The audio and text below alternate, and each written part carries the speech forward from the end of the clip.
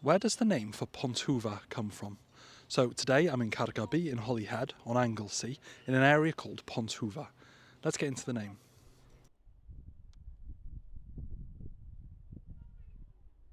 So let's break the name down. It's made of two parts.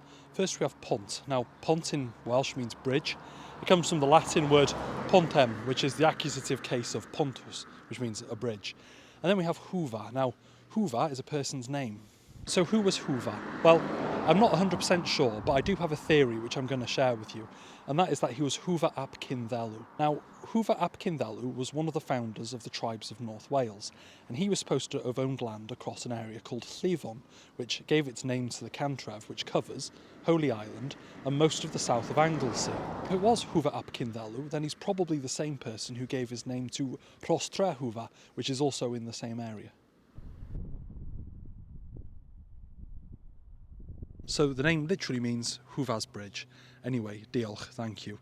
Give us a like, give us a share and give us a subscribe. And if you want to support me on my quest to explain every place name in Wales, and a couple outside of it as well, you can on my Patreon. The link's in my bio.